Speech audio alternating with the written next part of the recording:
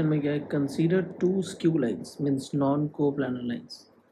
ठीक है, ये दोनों लाइन के इक्वेशन दिए हुए हैं where A and B be points on the two lines, और जहाँ पे ये वेक्टर पी और जो वेक्टर क्यू है ये बेसिकली इस पॉइंट ए के और बी के पोजीशन वेक्टर्स हैं। ठीक है, also the shortest distance between the skew lines is unity and the area of parallelogram whose adjacent sides are unit vectors a and b is 0.5 units। मतलब ऐसा समझो कि a और b को एज अ एडजेसेंट साइड मान लो, a और b vector को, इससे एक पैरेललोग्राम बनाया गया। ठीक है, एक पैरेललोग्राम बनाया गया और इसी पैरेललोग्राम का जो एरिया है वो 0.5 दिया हुआ है। ठीक है, तो एरिया 0.5 है, इसका मतलब क्या है, mod of A cross B तुम्हें कितना दिया हुआ है, 0.5 दिया हुआ है। ठीक है, if the angle between the line of shortest distance and A B is π/3 then the value of A B बताना है। ठीक है, क्वेश्चन ऐसे बस दिखने में लग रहा है बट है ये बहुत सिंपल। ठीक है, जिसने अगर डेरिवेशन पार्ट कर रखा हो शॉर्टेस्ट डिस्टेंस बिटवीन लाइंस का, उसको ये प्रॉब्लम काफ़ी आसान दिखेगा, और जिसने नहीं करा है तो उसको थोड़ी दिक्कत होगी। ठीक है, तो पहले तो हम एक इन्फॉर्मेशन यहाँ से निकाल लेते हैं, वो क्या है कि that mod of A cross B हमारा दिया हुआ है 0.5। ठीक है, ये इन्फॉर्मेशन यहाँ पे हम लोग निकाल लेते हैं। अब क्या है कि दो लाइन है, एक लाइन L1 मान लो, दूसरा लाइन L2 मान लो, और ये दोनों स्क्यू लाइन्स है, मतलब नॉन को प्लानर लाइन्स है। ठीक है, और L1 पे कोई पॉइंट है A जिसका पोजीशन वेक्टर दिया हुआ है P, और L2 पे कोई पॉइंट है B जिसका पोजीशन वेक्टर दिया हुआ है Q। तो यही हमें डिस्टेंस ए बी निकालना है, और जो शॉर्टेस्ट डिस्टेंस होगा वो क्या होगा, जो शॉर्टेस्ट डिस्टेंस होगा वो L2 और L1 दोनों पे परपेंडिकुलर होगा। ठीक है, L2 और L1 दोनों पे परपेंडिकुलर होगा। ठीक है, लेट्स से मैं शॉर्टेस्ट डिस्टेंस को AM मान लेता हूँ। अब देखो यहाँ पे, और जो ये एंगल दिया हुआ है ना AM और AB के बीच में, जो ये एंगल है, ये एंगल कितना दिया हुआ है, यही दिया हुआ है तुम्हारा π/3। ठीक है, अब बस हमें यहाँ पे क्या समझना है, हमें एक बहुत सिंपल सा चीज़ समझना है यहाँ पे, वो ये है कि ये जो वेक्टर ए देख रहे हो, ये बेसिकली वेक्टर ए क्या है, इस लाइन L1 के अलोंग का एक वेक्टर है, मतलब इस लाइन L1 के पैरेलल कोई वेक्टर है। अब तो ये सब फ्री वेक्टर्स, इसको कहीं भी रख लो, तुम यहाँ रख लो, कोई फर्क नहीं पड़ता है। ठीक है, और ये L2 और ये जो वेक्टर B है वो लाइन L2 के अलोंग है, मतलब उसके L2 के पैरेलल है, तो होगा वेक्टर B के। ठीक है, तो यहाँ पे रीज़न है, सिंपल सा एक रीज़न है, since AM is perpendicular on L1 and AM is also perpendicular to L2, this implies to AM must be parallel to A cross B।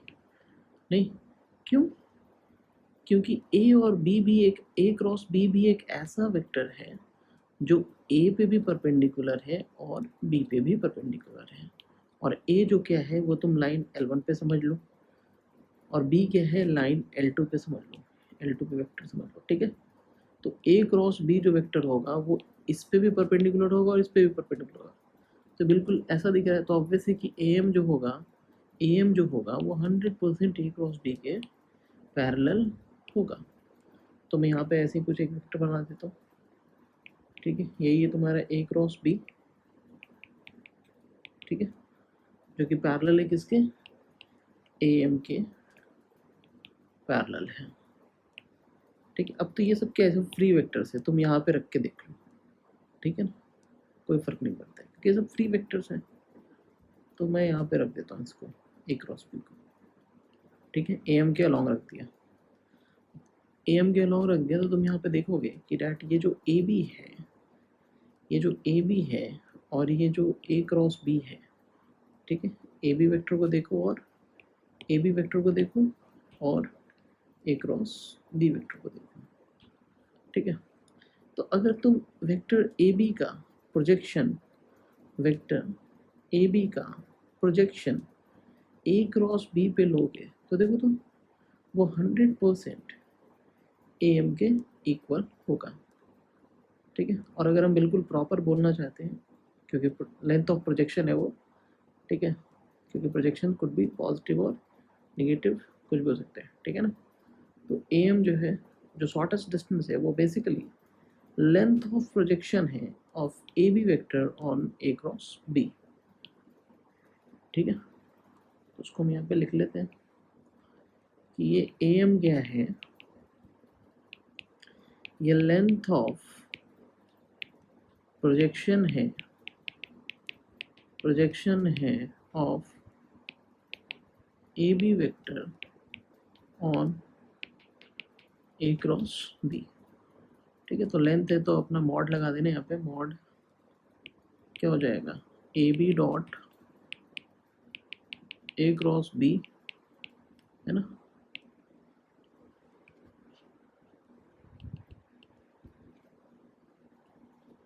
A B dot A cross B divided by mod of A cross B, ठीक है। अच्छा, अब यहाँ पे simple सा क्या हो गया, तुम्हारा सिंपल सा वेक्टर हो गया। तो देखो तो ए बी वेक्टर और ए क्रॉस बी के वेक्टर का बीच का एंगल क्या है, π/3 है। तो हम यहाँ पे क्या करते हैं, इसको मैं ऐसे लिख सकते हैं ना बेसिक्स मेथड से कि ये A B mod A cross B, है ना, ये हो जाएगा। और दोनों के बीच का एंगल क्या हो जाएगा, दोनों के बीच का एंगल cos π/3। और यहाँ पे क्या हो जाएगा, mod of A cross B. तो ये और ये कैंसिल, ठीक है। और ए एम तुम्हें दिया हुआ है, ए एम क्या दिया हुआ है, यूनिटी 1। तो दिस इम्प्लाइज टू, इसको देख के तुम ए बी बता दोगे, A B mod of A B मतलब क्या, ए बी हो गया, ए बी क्या हो जाएगा 1/cos π/3 हो जाएगा, है ना। और ये क्या हो जाएगा 2, ये आंसर हो